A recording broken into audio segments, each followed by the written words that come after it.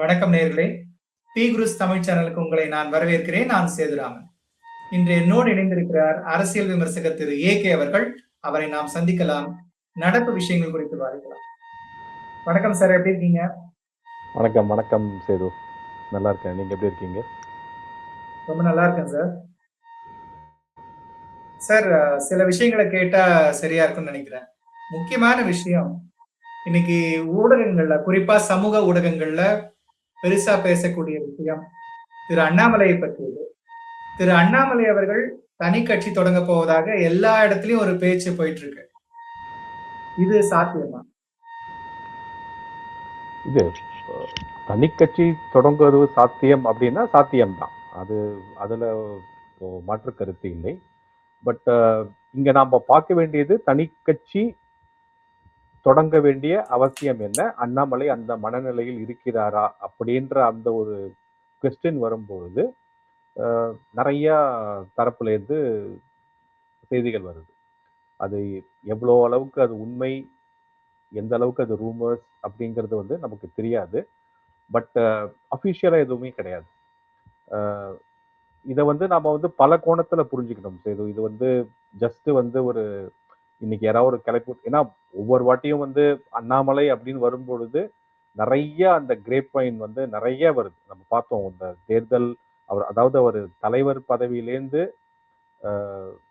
எடுத்தது முதல் பல விதமான ஒரு விமர்சனங்கள், அவருக்குள்ள இருக்கிற அந்த சப்போர்ட்டர் பேஸுங்கிறது ஒரு தனியா இது பண்றதும், அது அகெயின்ஸ்ட் பிஜேபிக்கு பேசினதும், பிஜேபியில இருக்கிற லீடர்ஸ் வந்து அண்ணாமலையோட இருக்கிற அந்த டக் ஆஃப் வார், அந்த ஒரு ஒரு ஒரு நல்ல ரிலேஷன்ஷிப் இல்லை அப்படிங்கிறதும் வெட்ட வெளிச்சமா கூட நிறைய இடத்துல நடந்திருக்கு. அதுக்கப்புறம் சென்ட்ரல் கமாண்ட் சொல்லக்கூடிய அந்த பார்ட்டி தலைமை எப்படி இதை பார்க்கறதுன்ற போது, அந்த மெயினா எல்லாத்துக்குமே ஆணிவேரா இருந்தது வந்து அந்த கூட்டணி, எடப்பாடியோட இருக்கிற கூட்டணி, பிளஸ் வந்து அண்ணாமலை வளர்வதை பிடிக்காம இருக்கிற சில தலைவர்கள். அதாவது அவர் வளர்ந்துட்டாருன்னா நமக்கு ஏதாவது அந்த ஒரு அங்கீகாரமோ இல்லாட்டி அந்த பாப்புலாரிட்டியோ போயிடுமோ அப்படின்ற ஒரு இதுல இருக்கிற சில தலைவர்கள் இருக்காங்க கண்டிப்பா, அதுல ஒரு மாற்று கருத்து இல்லை. ஸோ இந்த ரெண்டு ஒரு காரணிகள் தான் வந்து இந்த விஷயம் வந்து பூதாகரமா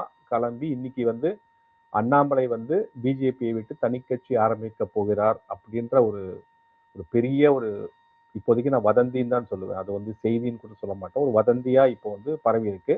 அதை வச்சுக்கிட்டு சோசியல் மீடியால நிறைய பேர் வந்து ஆமா கட்சி நீங்க வதந்தின்னு சொல்றீங்க, புரளின்னு எடுத்துக்கிட்டாலுமே எனக்கு என்னன்னா, கடந்த காலத்திலேயே இதே மாதிரி ஒரு அவருடைய ரசிகர் மன்றம் மாதிரியான அமைப்புகள் தோன்றும் பொழுது உடனடியா ஒரு கிளாரிபிகேஷன் வந்து திரு அண்ணாமலையே கொடுத்திருக்காரு. அந்த மாதிரி எல்லாம் எண்ணம் இல்லைன்னா எனக்கு அந்த மாதிரி கிடையாது, நான் தொடர்ந்து பாஜகவில் தான் பயணிப்பேன் அப்படிங்கிற ரீதியில அவருடைய அறிக்கையோ அல்லது பேட்டியோ வந்தது. ஆனா கடந்த ஒரு வருடமாவே நீங்க சொன்ன மாதிரி அவருடைய போக்கும் சரி, அவர் வந்து தலைவர் பதவியிலிருந்து இல்லாமல் போனது முதல் அதிமுகவுடன் கூட்டணி வந்த சூழ்நிலையில அவருடைய செயல்பாடுகள்ல கொஞ்சம் மாற்றம் வந்தது. திரும்ப நீங்க சொன்ன மாதிரி ஹைகமாண்ட் சொன்னதால தேர்தல் பிரச்சாரத்துல ஈடுபட்டார், தன்னை ஈடுபடுத்திக்கிட்டாரு. திரும்ப தேர்தல் முடிவுகள் வந்த பிறகு அவருக்கு எல்லாரும் எதிர்பார்த்தது என்னன்னா, அவர் வந்து ஒரு பெரிய அளவுல இதை பற்றி பேசுவார்னு எல்லாரும் நினைச்சாங்க. ஆனா வந்து அவர் ஒரு வார்த்தை கூட இது வரைக்கும் இது பண்ணல. வெளிநாட்டுல இருந்தாரு, திரும்ப வந்தாரு. ஆனா எதை பத்தியுமே ஒண்ணுமே பேசல. அதனாலதானே ஒரு சந்தேகத்தை உருவாக்குது. முக்கியமா ஒரே ஒரு விஷயம் தான் பேசியிருக்காரு, அந்த சிபிஎஸ்இயோட அந்த அறிவிப்புகளை மாற்றங்கள் குறித்து. ஏப்ரல் மாதம் வந்த அறிவிப்பு, மே மாதம் வந்திருக்கக்கூடிய அறிவிப்பு, இதை பற்றி மட்டும்தான் பேசியிருக்காரு. அதனால நெருப்பு இல்லாம புகையாது அப்படிங்கிற மாதிரி ரீதியில ஒரு சந்தேகம் வலுக்குது இல்லையா? நெருப்பு இல்லாம புகையாதுன்னா அந்த அந்த புகை வந்து கடந்த ஒரு வருஷத்துக்கு மேல வந்துட்டு இருக்குங்கிறத பாக்குறோம். பட் ஆனா இதுவும் நம்ம வந்து எஸ், எல்லாத்துக்கும் ஒரு பேட்டி கொடுக்குறவர், ட்வீட் போடுறவர், இந்த மாதிரி ஒரு ரூமர்ஸ் கிளம்பி இருக்கு, ஒரு செய்தி கிளம்பி இருக்கு, எப்படியான வச்சுக்கலாம் அவங்கவுங்களுடைய பிரிவு சார்ந்து. அதுக்கு வந்து ஒரு மறுதளிப்பு பண்ணியிருக்கலாம். கண்டிப்பா வந்து இல்ல இது மாதிரிலாம் கிடையாதுன்னு ஒரு முற்றுப்புள்ளி வைக்கலாம். ஒரு ப்ரெஸ் கான்ஃபரன்ஸ் இல்லாட்டி கூட ஒரு ட்வீட்டை போட்டுட்டு இதுக்கு முற்றுப்புள்ளி வைக்கலாம். அது பண்ணல அவரு. இது ஒரு சந்தேகம் வலுக்கிறதுக்கு உண்டான காரணிகள் தான் நான் சொல்றேன். ரெண்டாவது, நீங்க சொன்ன மாதிரி அந்த சிபிஎஸ்இ உடைய அந்த மொழிக் கொள்கையில வந்து 2029 மட்டும் அந்த ஒரு விதிவிலக்கு இருந்ததை வந்து இந்த வருஷமே 2026 பண்ணும்போது அது மாணவர்களுக்கு வந்து பெரிய ஒரு சர்ப்ரைசிங் அண்ட் ஷாக்கிங்கா இருக்குங்கிற அந்த விஷயத்தை அவர் வந்து எதிர்த்து திரும்ப பெற வேண்டும்னு போட்ட ட்வீட். இதுல இருந்து என்ன திரும்ப பெற வேண்டும்னு போட்டது அது வந்து ஒரு பெரிய விஷயம் கிடையாது. பட் எல்லா விஷயத்தையும் தமிழ்நாடு பொறுத்த எந்த விஷயமா இருக்கட்டும் அதை வந்து ஒரு கன்சல்டேட்டிவ் அப்ரோச்ல தான் வந்து தலைமை பண்ணுவாங்க. அவர் இன்டர்னலாவே ஒரு நியூஸ் தெரியும், இந்த மாதிரி ஒரு வரப்போகுது, இந்த அறிக்கைக்கு நாம வந்து எப்படி வந்து நம்ம வந்து ஒரு டாக் ஆஃப் தயார் பண்ணி வச்சுக்கணும், இதை எப்படி நம்ம மக்கள்கிட்ட எடுத்துன்னு போய் சேர்க்கணும் அப்படின்ற அந்த ஒரு ப்ரீ ரீடுன்னு சொல்லக்கூடிய அந்த ஒரு ஒரு ஒரு முன்னெடுப்பு வந்து முன்னாடியே நடந்துரும். அந்த கட்சிக்குள்ளே நடந்துரும், அந்த தலைவர்களுக்குள்ளே நடக்கும், அந்தந்த ஸ்டேட் சம்பந்தப்பட்ட தலைவர்களுக்குள்ள நடக்கும். அப்படி இருக்கும் பொழுது இந்த மாதிரி ஒரு அறிக்கை வரப்போகுது அப்படிங்கறத வந்து முன்னாடியே தமிழ்நாடு பிஜேபிக்கு தெரியுமா தெரியாதா? தமிழ்நாடு பிஜேபிக்கு தெரியும் அப்படின்னா அப்ப அண்ணாமலைக்கு ஏன் தெரியல? அப்ப அங்கேயே வந்து இன்டர்னல் பார்ட்டி டிஸ்கஷன்ஸ்லயே வந்து அந்த ஒரு விஷயத்தை எடுத்துட்டு எஜுகேஷன் மினிஸ்டர் போயிருக்கலாம், இல்லாட்டி எந்த தலைவர்கள்கிட்ட போயிட்டு இதை வந்து நம்ம எப்படி நம்ம வந்து எடுத்துட்டு வரணுமோ அப்படிங்கிறத பேசியிருக்கலாம். ஸோ தெரிஞ்சா இந்த மாதிரி அண்ணாமலைக்கு ஏன் தெரியல? ஆர் தெரியவே இல்லை அப்படின்னா அப்போ வந்து தமிழ்நாடு வந்து ஒரு ஒரு தனி ஒரு ஒரு அதை பிரிஞ்சு விட்டுட்டாங்களா சென்ட்ரல் தலைமை அப்படின்ற ஒரு கேள்வி வருது. அப்போ வந்து ஒரு சர்ப்ரைசிங்ல ஒரு எதிர்வினை ஆற்றும் போது ஸோ இந்த விஷயம் தான் பார்க்கணும். அப்போ அந்த சென்ட்ரல் பிஜேபிக்கும் state unit or state leaders or அண்ணாமலைக்கும் அந்த ஒரு ரிலேஷன்ஷிப்பும் அவர் கம்யூனிகேஷன் ரிலேஷன்ஷிப்னு சொல்றதை விட அந்த கம்யூனிகேஷன் அந்த பரிவர்த்தனை தகவல் பரிவர்த்தனை வந்து கம்மியாச்சு அப்படிங்கிறதுக்கு ஒரு சான்றா இந்த ஒரு சிபிஎஸ்இ அந்த ஸ்டேட்மெண்ட்டை எதிர்த்து ஒரு ட்வீட்டை பார்க்கலாம். இந்த மாதிரி சின்ன சின்ன விஷயங்கள் தான் வந்து இன்னைக்கு அண்ணாமலை வந்து தனி கட்சி ஆரம்பிக்க போகிறான்ற ஒரு ஒரு செய்தியாவோ ரூமராவோ அது கிளம்பி இருக்கு. பட் நாம எப்படி இதை பார்க்கணும்னா தனி கட்சி ஆரம்பிக்கணுமா வேண்டாமாங்கிறது இது ஒரு தனி அண்ணாமலை சம்பந்தப்பட்ட விஷயம். பட் ஒரு வெளியிலேருந்து ஒரு பார்வையா ஒரு அரசியல் பார்வையா இதை நம்ம வந்து இந்த ஸ்வாட் அனாலிசிஸ்ன்னு சொல்ற மாதிரி இதோடைய சாதக பாதகங்கள் என்ன, பாசிட்டிவ்ஸ் அண்ட் நெகட்டிவ்ஸ் என்ன அப்படின்னு பார்க்கும்பொழுது இதை வந்து ஒரே ஒரு பரிமாணத்துல மட்டும் வச்சுட்டு இந்த விஷயத்த நம்ம பார்க்க முடியாது. அதாவது அண்ணாமலைக்கும் கட்சி தலைவர்களுக்கும் ஒரு ஒற்றுமை இல்லை, கூட்டணி வந்து இவர் வேண்டான்னு சொன்னாரு, ஆனா கூட்டணியை மீறி வச்சாங்க, இவர் தலைவர் பதவியில இல்லை, இவர் தலைவர் பதவி இல்லைன்னு திருப்பி நான் சொல்றேன், இவர் தலைவரா இருக்க வேண்டாம்னு யாரும் சொல்லல, இவரு தலைவரா இருக்க மாட்டேன்னு சொல்லி வெளியில வந்தாரு. அதை நம்ம திருப்பி திரும்பி புரிஞ்சுக்கணும். ஏன்னா ஒவ்வொரு வாட்டியும் செய்தி போடும்போது அண்ணாமலையை தலைவர் பதவியில இருந்து தூக்கிட்டாங்கன்னு செய்தி போடுறாங்க. அது மிக தவறான ஒரு செய்தி. அண்ணாமலை யாரும் தூக்கல. அண்ணாமலைக்கு செகண்ட் டேர்ம் வந்து அவர் ஒத்துக்க மாட்டேன்னு சொல்லிட்டு வெளில வந்தாரு. பிகாஸ் அந்த கூட்டணிய வந்து அவர் வந்து அப்போஸ் பண்ணார். ஸோ இது இப்படி இருக்க இதை வந்து இந்த கூட்டணி தலைவர்களுடைய இருக்கிற அந்த ரிலேஷன்ஷிப்பு அப்படின்றத மட்டுமே வச்சுக்கிட்டு இந்த அண்ணாமலையுடைய நியூ பார்ட்டி அப்படிங்கிறத வந்து நம்ம வந்து அனலைஸ் பண்ண முடியாது. இதை வந்து இருக்கிற பொலிட்டிக்கல் சிச்சுவேஷன் என்ன, அவருடைய என்ன மாதிரி ஒரு கொள்கையில இந்த பார்ட்டி உருவாகும், ஒரு பார்ட்டி அப்படின்னு வந்தா அதற்கு உண்டான ஒரு பல கட்டமைப்பு தேவைப்படும். ஃபண்ட்ஸ்ல இருந்து பார்ட்டி அந்த கட்டமைப்புன்னு சொல்ற அந்த பூத் லெவல்ல இருந்து அதை எடுத்துன்னு முன்னோக்கி செல்றதுக்கு உண்டான விஷயங்கள், இப்படி பலதரப்பட்ட விஷயங்கள் இருக்கும் பொழுது ஒரு பெரிய நம்ம ஸ்வாட்டா தான் இதை நம்ம வந்து அனலைஸ் பண்ணணுமே தவிர சும்மா எடுத்தோம் கவுத்தோம் நான் வந்து இன்னைக்கு வந்து எனக்கு அங்கீகாரம் கொடுக்கல நான் வந்து வெளியில வரேன்ற மாதிரி ஒரு மத்த இப்போ ஏடிஎம்கேல பண்ற அந்த எம்எல்ஏஸ் மாதிரியோ இல்ல இந்த விடுதலை சிறுத்தைகள் கம்யூனிஸ்ட் மாதிரியோ காங்கிரஸ் மாதிரியோ உண்டான ஒரு லீடர் வந்து அண்ணாமலை கிடையாது.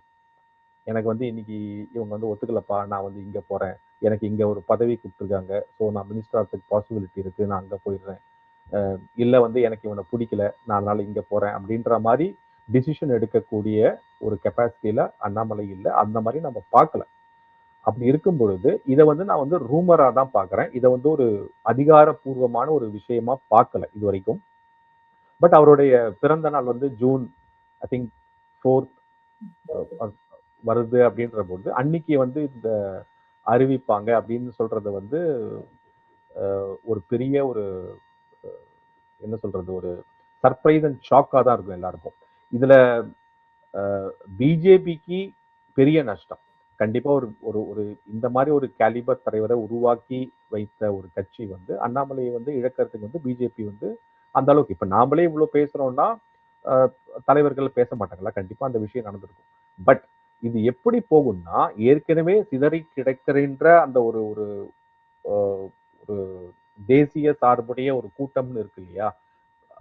அதை வந்து நம்ம வந்து இந்த திராவிட கூட்டத்தோட நம்ம வந்து எதிர்த்து அரசியல் பண்றோன்ற நிலையில அவங்க ஒண்ணு சேர்றாங்க எல்லா விஷயத்திலையும். இங்க வந்து பிளவுபட்டு பிளவுபட்டு இருக்காங்கன்ற அந்த முடிவுல இது வந்து எந்த அளவுக்கு சக்சஸா போகும் அப்படிங்கிறது வந்து ஒரு கேள்விக்குறிதான். ஏன்னா இது ஒரு 2 வருஷம் 3 வருஷம் முன்னாடி பண்ணியிருந்தாரோ, ஜோசப் விஜய் வரத்துக்கு முன்னாடி ஆர் அந்த காலகட்டத்துல ஆர் ஈவன் இந்த தேர்தல் தலைவர் வேண்டான்னு சொல்லி அப்போ இருக்கிற அந்த முடிவு எடுத்திருந்தாலோ அதோடைய வந்து தாக்கம் வந்து வேற மாதிரி இருக்கும். பட் இன்னைக்கு ஒரு தேர்தல் முடிந்து நெக்ஸ்ட் 5 வருஷத்துக்கு ஒரு ஆட்சி அப்படின்னு அமைச்ச பிறகு, திராவிட கட்சிகள் இல்லாத ஒரு புதுசா வந்து ஆட்சி அமைச்ச பிறகு ஏற்கனவே பல பேர் அகெயின்ஸ்ட் சித்தாந்தம் லைக் சீமான் போன்றவங்க இருக்கிற நிலையில இன்னொரு ஒரு கட்சி அப்படிங்கிறது வந்து எந்த அளவுக்கு மக்கள் கிட்ட போய் எடுபடும், எந்த அளவுக்கு மக்கள் வந்து அதை வந்து அங்கீகரித்து நெக்ஸ்ட் ப்ராஸ்பெக்ட், அதாவது பொலிட்டிக்கல் பார்ட்டி நீங்க ஃப்ளோட் பண்ணாலே ஒரு ஆட்சி அதிகாரத்தை நோக்கி தானே. ஸோ எந்த அளவுக்கு ஆட்சி அதிகாரம் வரும் அப்படின்ற ஒரு கேள்வி வந்து பல இருக்கு.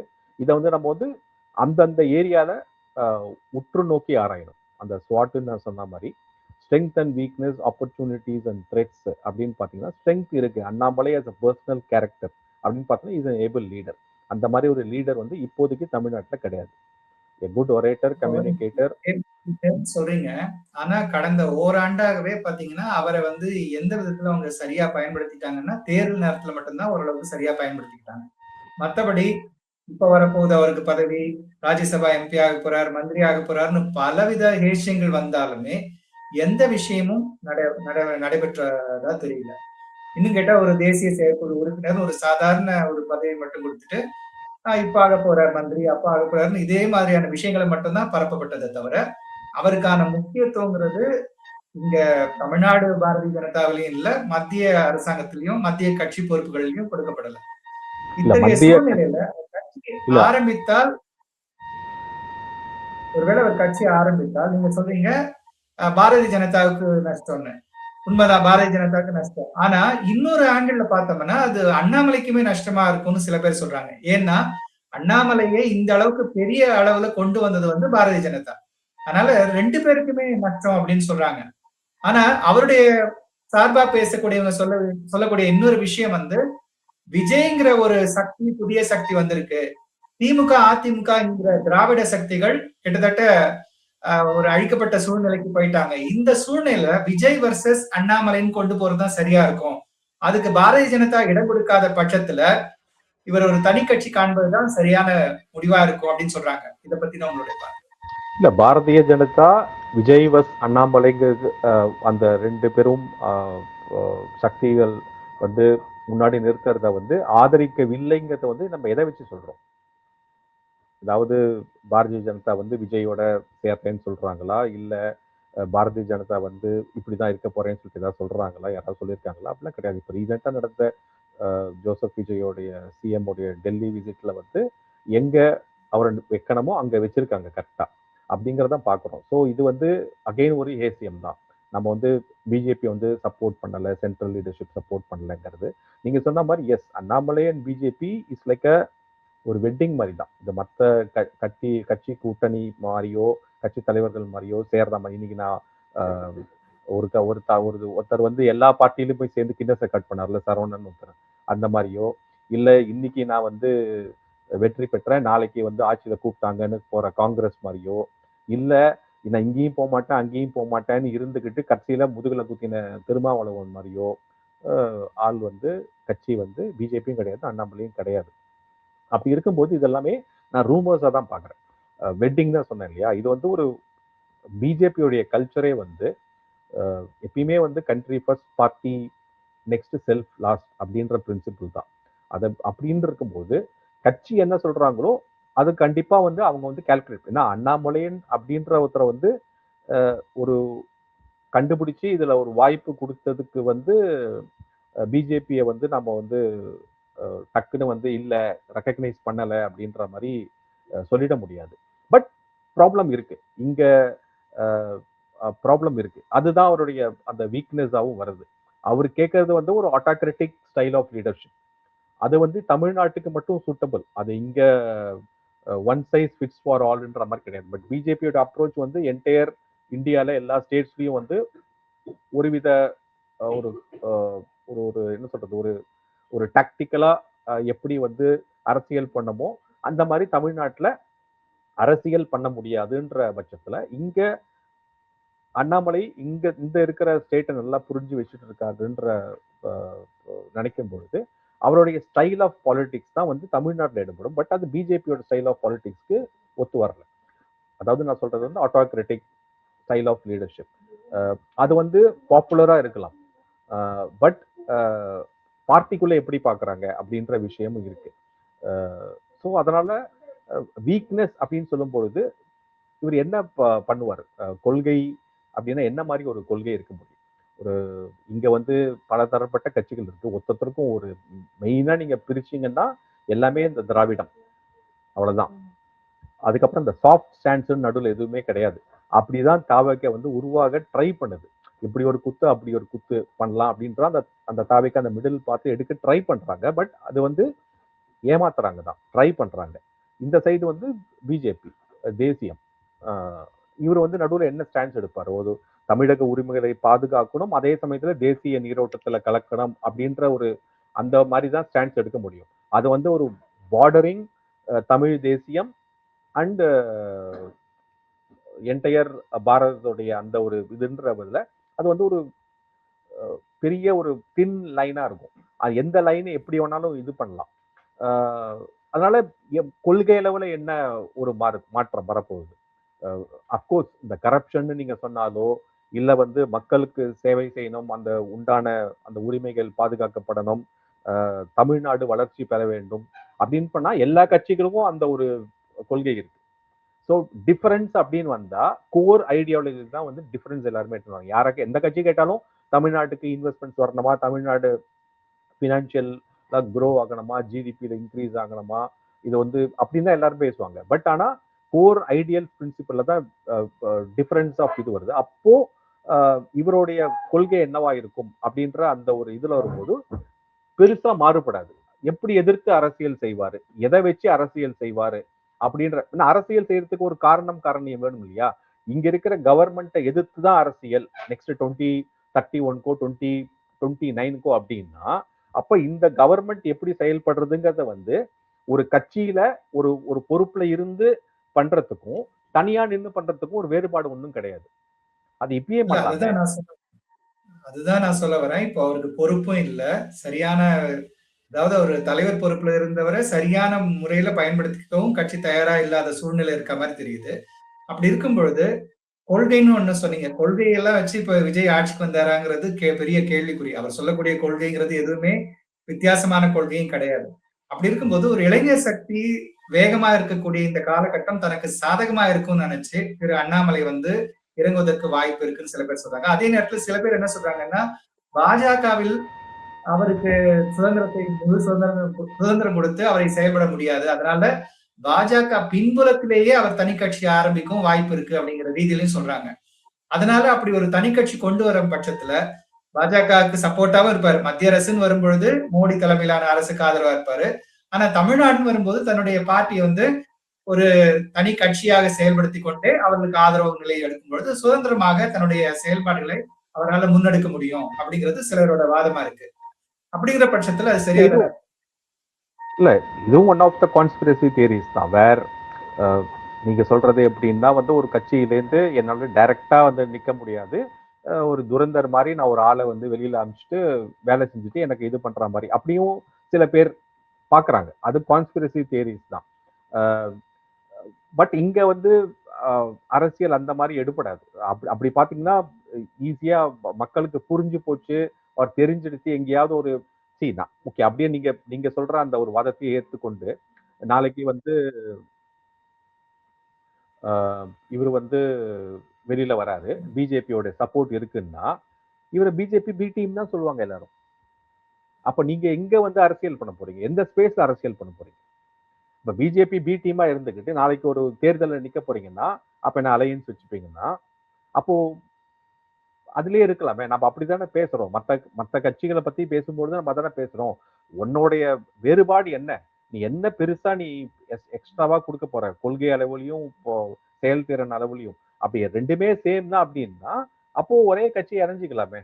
ஸோ அது வந்து ஒரு கான்ஸ்பிரசி தியரி தான். பட் அந்த தாட் எல்லாரும் அது வந்து எப்படின்னா, எல்லா விஷயத்துக்கும் வந்து ஒரு பின்னாடி ஒரு ஒரு மூளை இருக்கு, இந்த மாரி ஸ்ட்ராட்டஜி இருக்குன்னு யோசிக்கிறவங்க அந்த மாரி ஒரு கிளப்பி விட்டுறது தான். நம்ம திருப்பி இந்த விஷயத்துக்கே வருவோம். அந்த அ வீக்னஸ் அப்படின்னு பார்த்தீங்கன்னா, அண்ணாமலை கிட்ட வந்து பார்ட்டி ஆரம்பிக்கிறது வந்து ஒரு பெரிய ஒரு பெரிய காரியம். அதுக்கு உண்டான அந்த ஃபண்டிங், அப்படியே இந்த ஃபண்டிங் புடிச்சிட்டு இது பண்ணாலும், ஒரு ஒரு கட்டமைக்க வேண்டிய இது. எல்லாமே ஏற்கனவே இருக்கிற நிலையிலேருந்து, திருப்பியும் ஃப்ரம் ஸ்க்ராட்ச்லேருந்து ஆரம்பிக்கிறது வந்து, அதிலேயே டைம் கன்சியூம் ஆகும். இப்ப அரசியல் எங்க பண்ண முடியும்? 2 வருஷம், 3 வருஷம் அப்படின்னா. அது 1. 2 வந்து, அ நான் சொன்ன மாரி இந்த கொள்கை வேறுபாடு என்ன? அதுக்கு உண்டான ஒரு இது என்ன? அப்படிங்கிறதெல்லாம் இப்ப இது. அ பட் ஸ்ட்ரெங்த்ன்னு பார்த்தீங்கன்னா, அவர மாரி ஒரு லீடர் கிடையாது. அவர் எந்த எந்த கட்சியில இருந்தாலும் சரி, கட்சி சாராம இருந்தாலும் சரி, அவர் வந்து அந்த அந்த தலைவர் அப்படின்ற ஸ்தானத்துக்கு வந்துட்டார். இளைஞர்களை மட்டுமல்ல, எல்லா வயதினரையும் ஈர்க்கும் அந்த ஒரு கரிஸ்மேட்டிக் லீடராவும், கண்டிப்பா ஆட்சியை அமைக்கக்கூடிய ஆட்சி நடத்தக்கூடிய ஒரு முதல்வராகவும் கண்டிப்பா அந்த தகுதிய வந்து அவர் எஸ்டாப்ளிஷ் பண்ணிட்டார். அது வந்து ஒரு பெரிய positive point. A but opportunity இருக்கா அப்படின்னு கேட்டா, நெக்ஸ்ட் 2029ல கிடையாது. 2031ல இருக்கான்னு கேட்டா தெரியாது. அது 5 வருஷம் அங்க போடுற உழைப்ப, அது பிஜேபிலேருந்து இன்னும் ஈஸியா 5 மடங்கு, 6 மடங்கு ஈஸியா போடலாம். அப்படின்ற பொழுது, அந்த ஆப்பர்ச்சுனிட்டி வந்து 5 years waiting period for political party in existence. அதுவும் இருக்கிற சூழ்நிலையில. நாளைக்கு ஒரு விஜய் வந்து இந்த ஆட்சியை தக்க வைக்கிறாரு. அவர் வந்து கொஞ்சம் நல்லா பண்ணிட்டாரு. ஓகே, மக்கள் வந்து ஓரளவுக்கு திருப்தி ஆயிட்டாங்க. பரவாயில்லப்பா, டிஎம்கே விட பரவாயில்ல, ஏடிஎம்கே விட பரவாயில்லன்னு வந்துட்டாங்கன்னா, அப்போ வந்து நம்பர் 2, நம்பர் 3, நம்பர் 4 அப்படின்ற இடத்துல நிக்கிறதுல என்ன பிரயோஜனம்? கிடையாது. இன்னும் ஒரு 2031 கிடையாது, 36ம் கிடையாது. அ வேற ஒரு தலைவர்கள் வரமாட்டாங்கன்னு என்ன நிச்சயம்? இவர் தனியா ஆரம்பிக்கிறான்னு வச்சுக்கும்போது, த்ரெட்ஸா பார்க்கும்பொழுது, ஏன் பிஜேபியால வேற ஒரு தலைவர ஐடென்டிஃபை பண்ணிட்டு எடுத்துன்னு வர முடியாதா? இப்பயே பார்த்தீங்கன்னா, யூபி ஐஏஎஸ், ஐபிஎஸ் கேடர்ல சிறந்து பணியாற்றக்கூடிய 2, 3 ஆபீசர்ஸ் இருக்காங்க. ஏன் அதே மாடல் எடுத்துன்னு வர மாட்டாங்க பிஜேபி ஆர் மத்தவங்க எடுத்துன்னு வர மாட்டாங்கன்னா, த்ரெட்ஸ் இருக்கு. ஸோ, அண்ணாமலை உருவாக்க தெரிஞ்சவங்களுக்கு வேற ஒரு இன்னொரு அ ஒரு பெர்சனாவ உருவாக்க முடியாதா? அப்படின்ற அந்த ஒரு அதையும் நம்ம பார்க்கணும். அ இதெல்லாம் மீறி அ அ நான் என்ன நினைக்கிறேன்னா, இதெல்லாம் அண்ணாமலை சார்ந்த விஷயம். இது ஒரு வெட்டிங்ன்னு ஏற்கனவே சொன்ன மாரி, அவர் வந்து எடுத்தோம், கவுத்தோம்ன்னு பண்ண மாட்டாரு. இது வந்து ஒரு கிளப்புறாரு. இது ஏன் வந்து ஒரு ரூமரா கிளம்புதுன்னா, இவருக்கு எதுவும் பதில் சொல்லல அப்படிங்கிறதுனால. பிஜேபி வந்து எப்பயுமே ஒரு யூனிக் கட்சி. நீங்க மத்த லீடர்ஸ பாருங்க. ஓகே, பக்கத்து ஸ்டேட்ல இருக்கிற கர்நாடகால இருக்கிற தேஜஸ்விய பாருங்க. He is also an upcoming leader. Same youth.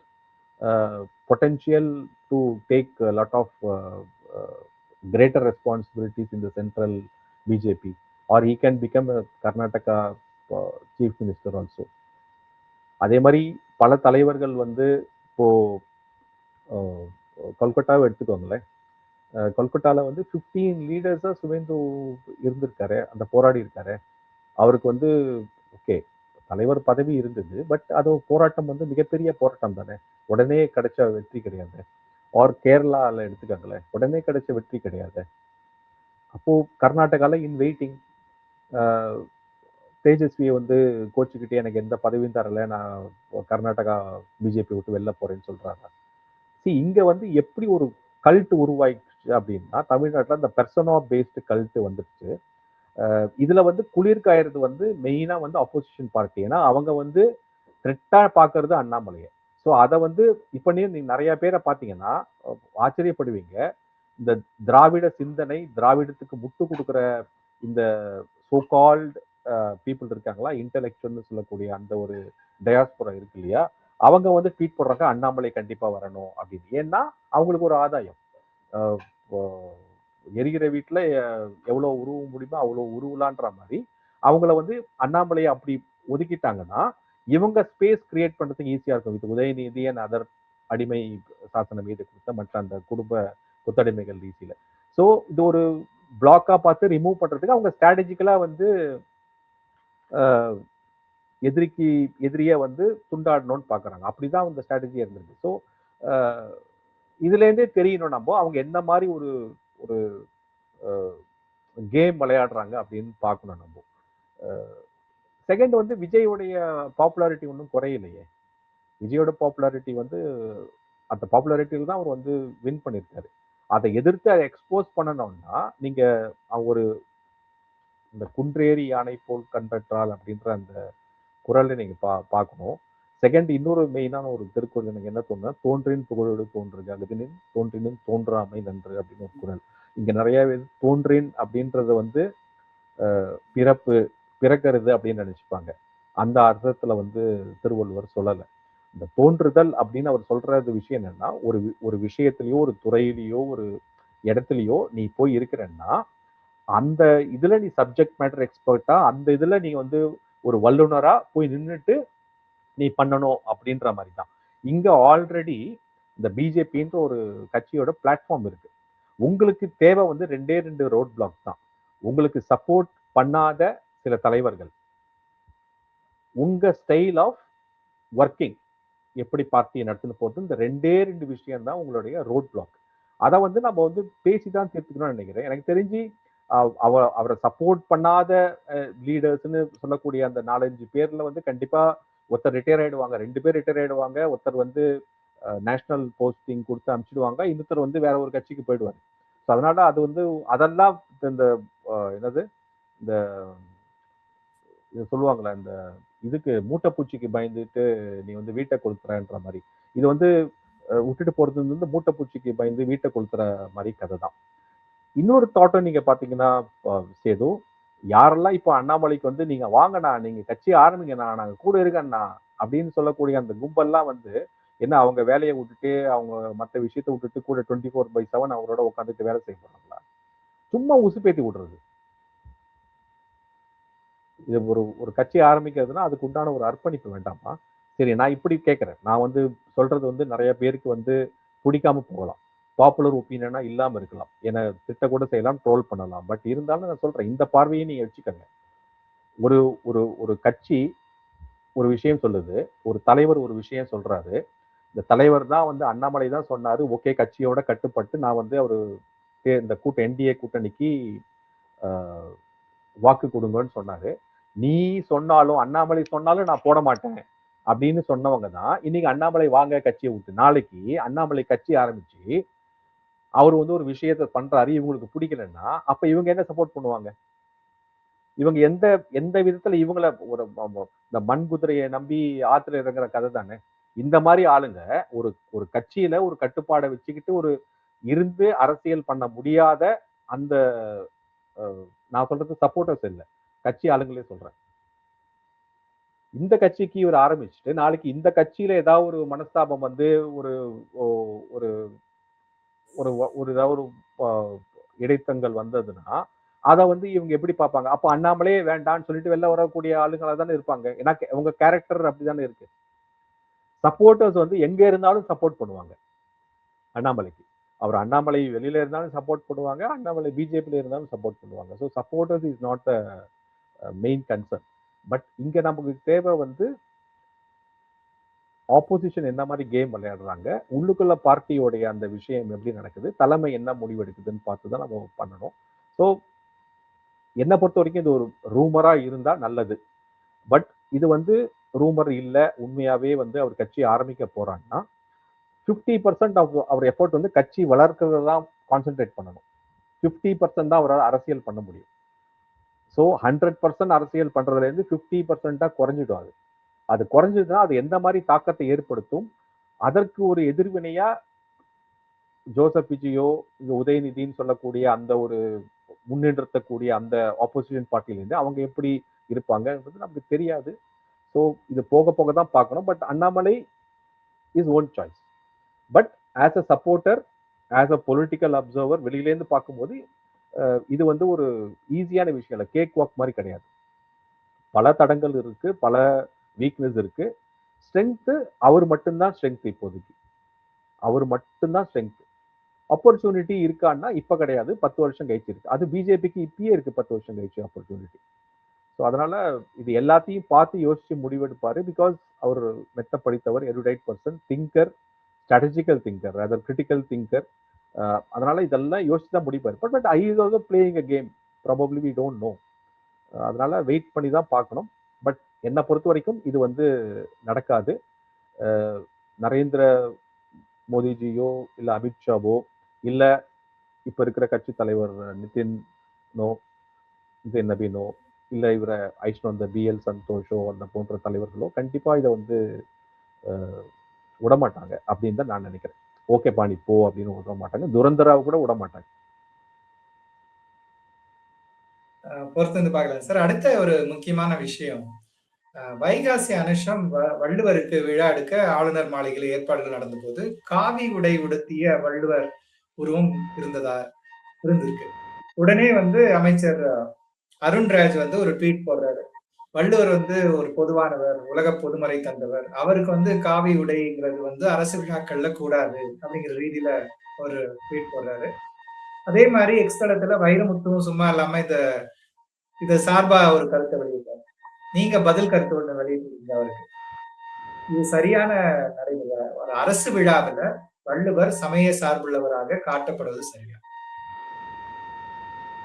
இதுல எஸ், வைரமுத்துவுக்கு வந்து வைரமுத்து பாணியிலேயே நான் வந்து திருப்பி ரிப்ளை பண்ணியிருக்கேன். அது ஒரு சமயம் இருக்கு. இந்த அருண்ராஜ் போன்றவர்கள்லாம் வந்து சும்மா வந்து எப்பயுமே வந்து இந்த திராவிட பாரம்பரியமே அப்படிதான். ஹிந்து அப்படின்னு வரும்பொழுதே அதை வந்து அந்த துவேஷத்தை கக்கிறது தான் அவங்களுடைய விஷயமா இருக்கும். எடுத்துப்போமே இப்போ நம்மளுடைய தமிழ்நாடு கவர்மெண்ட் கேலண்டர்ல திருவள்ளுவர் ஆண்டு வச்சுருந்தா கனெக்ட் பண்றோம். திருவள்ளுவர் ஆண்டு எங்கேருந்து கனெக்ட் பண்றாங்க, எப்படி கனெக்ட் பண்றாங்க? 31 பிசிஇ, அதுதான் உங்க திருவள்ளுவர் ஆண்டு. 31 பிசிஇ. ஓகே. அவர் வந்து ஜெயினர் ஆர் புத்திசம் எல்லாத்தையும் பொதுவானவர்னா, இந்த இந்த ஜெயினிசமும் புத்திசமும் தமிழ்நாட்டுக்கு வந்தது வந்து 3ஆம் நூற்றாண்டிற்கு பிறகு, இந்த களப்பிரர் காலத்துக்கு பிறகு அந்த சமயத்துல வந்தது. அதுவும் வீறு கொண்டு வந்தது வந்து 5ஆம் நூற்றாண்டு 6ஆம் நூற்றாண்டு காலகட்டத்துக்கு அப்புறம். அப்போ திருக்குறள் எழுதும் பொழுது அப்போ வந்து புத்த மதமும் ஜெயின சமண மதமும் இருந்ததில்லை. ஓகே. கிறிஸ்துவ மதமும் இருந்ததில்லை. ஸோ அவர் வந்து எக்ஸ்பிளிசிட்டா அவரை வந்து ஹிந்துன்னு காட்ட வேண்டிய அவசியம் கிடையாது. ஸோ பொதுவாக அந்த வேத மறைப்படி, தமிழ் சைவ சித்தாந்த மரபுப்படி அவருடைய திருக்குறள் இருக்கு. அது பல உதாரணங்கள் இருக்கு. இது ஒரு விஷயம் பார்த்துக்கோங்க. ஸோ அவர் வந்து பொதுவானவர் அப்படின்னு சொல்லும் பொழுது கண்டிப்பா வந்து திருக்குறள் உலக பொதுமறை தான். நம்ம திருக்குறள் மட்டும் இல்லை, நம்மளுடைய வேதங்கள், உபநிடதங்கள், புராணங்கள், இதிகாசங்கள், பல சமஸ்கிருத மட்டுமில்லை, தமிழ் சைவ சித்தாந்தங்கள், திருமுறைகள் எல்லாமே வந்து அது சொல்லக்கூடிய கருத்துக்கள் எல்லாமே வந்து உலகிற்கு சொந்தமானதுதான் எல்லாருக்குமே. இப்போ ஏன்னா நாம வந்து சங்கத்திலே பார்க்கிறோம், யாதும் ஊரே யாவரும் கேளீர்ங்கிற அந்த ஒரு காதலியோட பேசும் பொழுது ஆரம்பிக்கிற விஷயமே வந்து அவன் யாதும் ஊரே யாவரும் கேளீர்னு ஆரம்பிக்கிறான்றத பார்க்கும்போது எப்பயுமே வந்து ஒரு ஹியூமனிட்டி அப்படிங்கிறது வந்து ஃபுல்லா என்டையர் யூனிவர்ஸ்க்கு தான் வந்து நம்ம இலக்கியமும் எல்லாமே இருந்திருக்கு. அப்படி இருக்கும் பொழுது திருக்குறளும் உலக பொதுமறை தான். எல்லாமே உலக பொதுமறை, திருக்குறளும் உலக பொதுமறை தான் அப்படின்ற விஷயத்துல இங்க மாற்று கருத்தே இல்லை. திருவள்ளுவர் யாரு அப்படிங்கிறது தான் கருத்து. திருக்குறள் உலக பொதுமறை. எஸ், நாங்க தான் தந்தோம். வள்ளுவனின் தன்னை இது உலகினுக்கே தந்து வான்புகழ் கொண்ட தமிழ்நாடுன்னு சொல்லும் பொழுது, வள்ளுவன் அப்படின்னு சொல்லும் பொழுது அவருடைய திருக்குறளை தான் சொல்றோம். இங்க வள்ளுவன்றது டைரக்டா வள்ளுவரை குறிக்காது. அவரு போய் நின்றுட்டு இந்த வாங்க அப்படி சொல்றாரு. ஸோ அவருடைய படைப்பான திருக்குறள் எல்லாருக்கும் பண்ணும். பட் வள்ளுவன் யாருங்கிறத கேள்வி. இப்போ அவரை ஒரு இலக்கியத்தை கொண்டாடும் போது அதற்கு உண்டான அந்த ஆசிரியரையும் அவரை நம்ம கொண்டாடும் போது அவர் வந்து இந்து மரபில் வந்தவர், சைவ சித்தாந்த வேத ஆகம முறைப்படி வந்தவர் அப்படின்னு சொல்றதுல என்ன தப்பு? அதையே உங்களால ஒத்துக்க முடியல. See give the credit where it is due இல்லையா? ஸோ நாங்க திருக்குறளை வந்து ஒரு சமய சார்ந்த நூலா நாங்க பார்க்கல. அது சமயம் சார்ந்த கருத்துக்கள் நிறைய இருந்தாலும் இந்து சமய வழி அந்த புருஷார்த்தம் அப்படின்னு சொல்லக்கூடிய அந்த தர்மார்த்த காம மோட்ச தான் வந்து அறம் பொருள் இன்பம் வீடு அப்படின்ற அந்த விஷயத்துல வருது. அதுலயும் இது ஒரு வீடை பத்தி சொல்லவே இல்லை அப்படின்னு சொல்லும்போது எல்லாருமே போய் பரிமேலழகருடைய உரையை போய் பார்க்கணும். அறத்துப்பாலிலேயே கடைசியிலேயே வந்து வீடு பேரை பத்தி அவர் கிளியரா அந்த துறவு அப்படின்ற அந்த இதுலயே வந்து ஃபுல்லா சொல்லியிருக்காரு. இதோடைய ஃபைனல் நீட்சி வந்து வீடு மோட்சம் அப்படின்னு சொல்லக்கூடிய அந்த விஷயம். ஸோ தத்துவங்கள் வந்து இது நம்ம உலகிற்கு கொடுத்துருக்கோம். அதை எல்லாருமே ஏற்றுக்கணும். அதை மட்டும் இல்லை, அதை சார்ந்த அந்த பொருள் அறம் சார்ந்த விஷயம் வந்து அதுதான் சனாதன தர்மம்னு சொல்றோம். நம்ம என்றும் ஓங்கி நிலைத்திருக்கும் ஒரு தர்மம், அதுதான் நம்ம அறம் அப்படின்னு சொல்றோம். தர்மம் அறம் அதுதான் தமிழ்ல வந்து பண்ணும்போது. அப்படி இருக்கும் பொழுது திருக்குறள் உலக பொதுமறை. திருவள்ளுவர் யாருங்கிறதான் கேள்வி. அப்ப திருவள்ளுவர் ஒரு இந்து, ஒரு தமிழர், சனாதன தர்மம் வழி வந்தவர், வேதத்திலையும் நம்ம ஆகமத்திலையும் சைவ சித்தாந்திலையும் சொன்னக்கூடிய கருத்துக்களை முன்னிறுத்தி சொன்னவர்ன்ற போது அவரை வந்து நாங்க சனாதன இந்துவா கொண்டாடுறதுல உங்களுக்கு என்ன ப்ராப்ளம்? நீங்க ஒத்துக்காட்டிலும் கொண்டாடுறவங்க கொண்டாடும் போது நீங்க கொண்டாட முடியாதுன்னு சொல்ல வேண்டிய அவசியம் என்ன? பிகாஸ் ஜைன மதம் அவருக்கு அப்புறம் வந்தது, புத்த மதம் அவருக்கு அப்புறம் வந்தது, கிறிஸ்துவ மதம் பிறக்கவே இல்லை. அப்ப அவர் யாரு? இதுதான் வந்து இப்ப நம்ம கேள்வி. இதுல என்னன்னா இந்த திராவிடம் அப்படின்னு பேசக்கூடியவங்க வந்து அப்படிதான் பேசுவாங்க. ஏன்னா அவங்க சனாதனத்துக்கு எதிரானவர்கள். நம்ம வந்து ஒரு பெரிய ஒரு ஒப்பற்ற ஒரு உலக பொதுமுறையை வச்சுக்கிட்டு அதோடைய கருத்துக்களை வந்து சொல்லும் பொழுது அந்த கருத்துக்களை பத்தி பேச மாட்டாங்க. இந்த மாதிரி விஷயத்த எடுத்து பேசுவாங்க. திருவள்ளுவரை போற்றுதல்னா எப்படி போற்றுறோம்னா நீங்க வந்து அவர் சொன்னபடி நடக்க வேண்டும். கற்க கசடர கற்றபின் நிற்க அதற்கு தகன்ற போது அது மாதிரி நடக்காத விஷயம் பண்றவங்க தான் இவங்க.